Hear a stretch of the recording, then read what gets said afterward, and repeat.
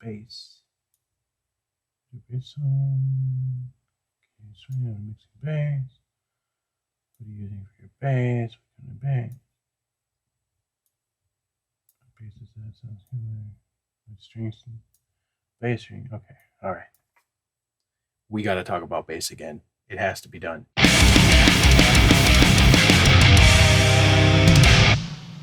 We're going to cover three main topics. The first is bass is the low end. The second is marry your bass to your guitars. And the third is taming frequencies. Now, a couple months ago, I did a video called The Importance of Bass with Heavy and Modern Metal Tones. And the point was to try and emphasize that your guitar tones don't always have to have a ton of low end. My guitar tones do not have a ton of low end. I like my bass to be on the low end to occupy those low end frequencies, and my guitar tones are very mid-range focused. Now, one key thing to keep in mind are bass strings. Make sure your bass strings are new and clean, or as close to new and clean as possible. That way, you'll have a nice, bright sound going into it. I personally use D Addario NYXLs on my bass. The size varies depending on the tuning I'm going for.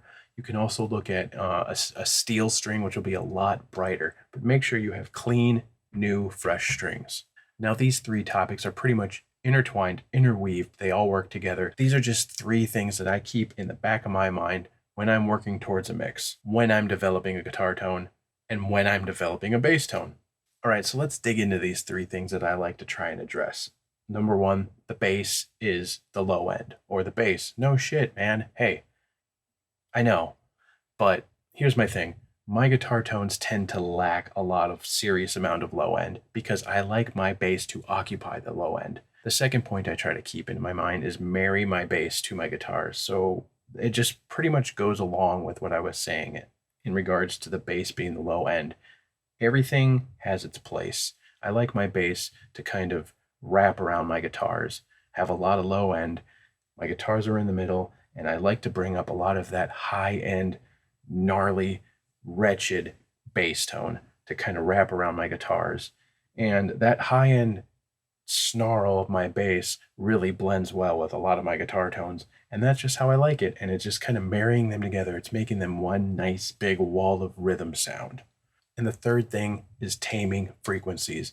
I do a lot of rolling off. I do a lot of high cuts. I notch frequencies out that are unpleasant and that tend to build up. When you have a bass with a lot of high-end grit and snarl, like a lot of metal productions and rock productions kind of have nowadays, you want to make sure that you're not building up high-end frequencies and whistling tones. Same thing with that mid to low and low ends. You don't want a bunch of frequencies building up because they will build up and it will ruin a mix and you lose all sorts of clarity. So make sure you're taming frequencies. Let's jump to the computer and I'll show you what I'm talking about. So the song we're going to be using as an example is a song called Beautiful Burden. It is on my upcoming EP entitled Ample Chattels. It's coming out July 12th. It's available for pre-order on my webpage, nickhillmakesmusic.com, and also on Bandcamp. And it will be on all streaming services. I would really, really appreciate if you go check it out. If you pre-order on Bandcamp, you do get one free download of one of the songs. I don't remember which one, but if you go there and tell me which one it is, and then I can tell other people. Thanks. Appreciate it. I'm super stoked about it. So, this is Beautiful Burden. Let's listen to a chunk of this. Let me put the headphones on. Let's listen to a chunk of this so we can, see what we're working with here.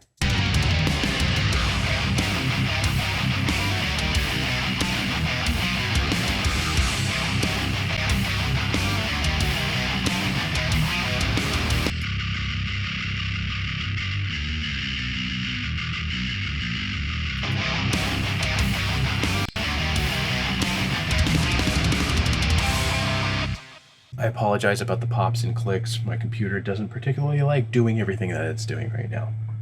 So, on your screen, you will see I have my EQ up for my bass. Now, it's somewhat drastic looking. I recognize that. But this is what I was talking about marrying your bass with your guitar. I like to clear out this mid section. Now, if you look at my bass to begin with,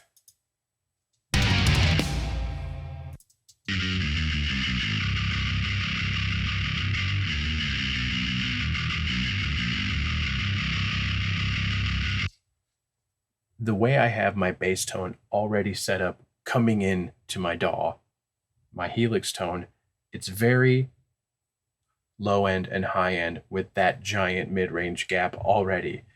My EQ on here is just basically solidifying that. I'm just making sure that I'm really making a gap for my guitars. And look at all this high end. This is what I was talking about. I like a high end, gnarly, snarly bass. And then I got this low, big bump. This is, this is where the bass happens, in my opinion. This is how the bass. This is the bass I like. I've always loved a gnarly bass. So this is basically an EQ picture of my bass tone.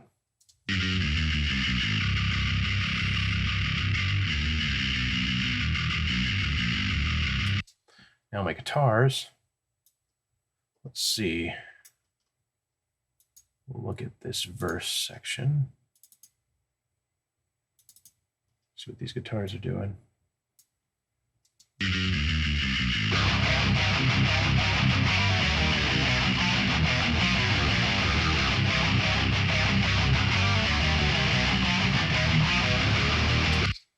You can see, talking about taming frequencies, I'm rolling off at 60 hertz here. I don't want anything below 60 hertz.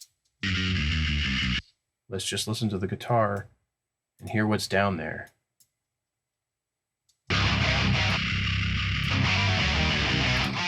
Sorry.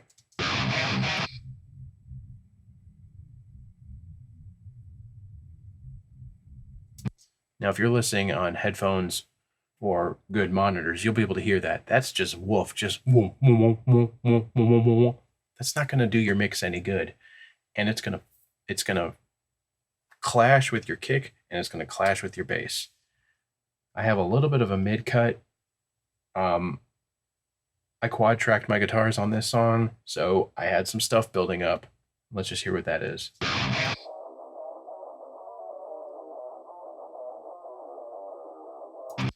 It's that kind of walkie-talkie sound. It just sounded a little washy.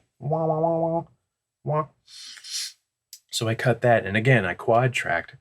That frequency was building up. I wanted to tame it a little bit, and then I often have to do this with my guitar tones.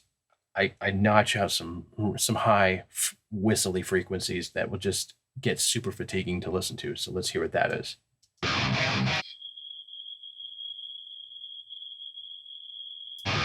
Shit, that's garbage. You don't want that building up. People are not going to like listening to your song. All 8 people that listen to this song would really be disappointed. All right. If we go back to the bass, you can see I'm notching some unfavorable frequencies in it as well. So let's listen to what that is. Again, this is going to that tame your frequencies.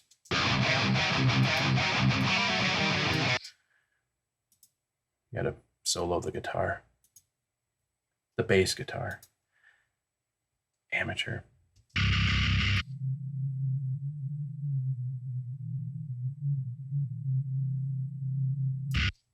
It's not doing anybody any good, so I notched that. Then we're notching again up here.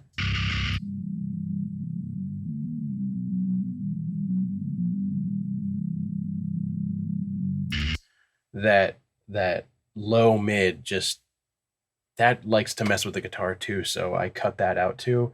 And then again, I have this big giant dip in the mid range, about 700 hertz, and there isn't much happening in my bass tone there, but this is, I just want to make sure nothing's happening. So I'll just solo that frequency and you can hear what I don't want in my bass.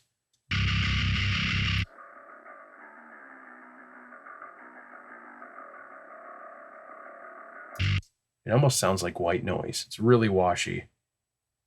I have a little bit of a boost here because I like the high-end snarl of my bass to kind of blend with my guitar tone. So we'll just listen to what that's doing.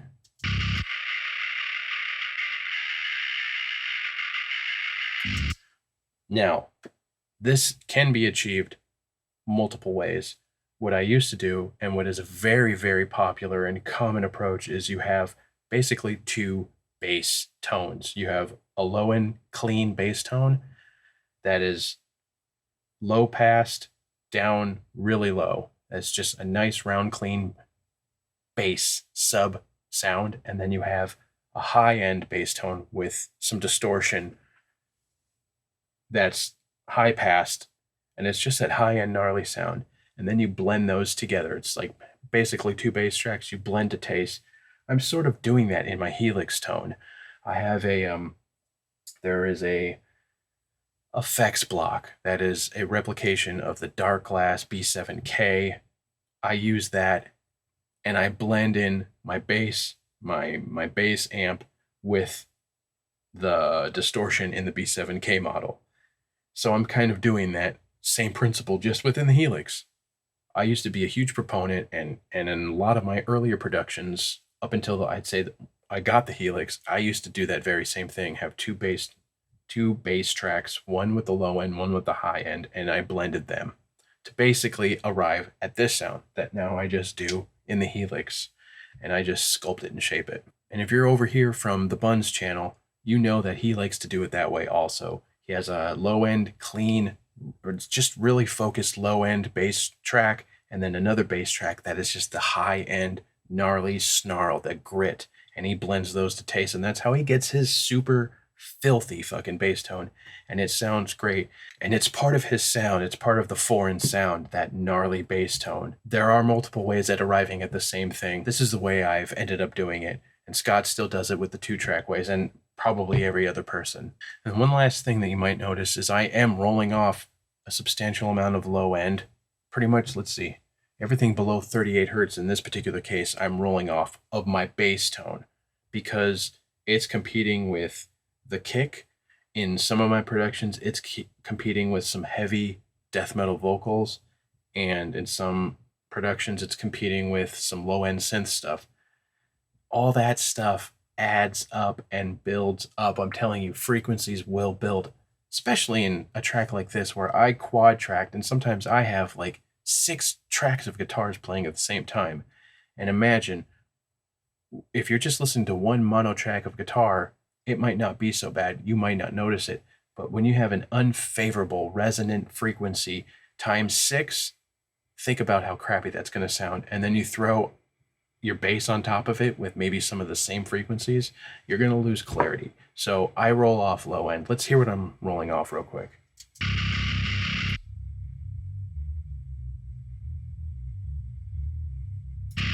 Sub frequencies, sub harmonics, really, really low end stuff. Again, if you're listening on headphones or some really good monitors, you might be able to hear that.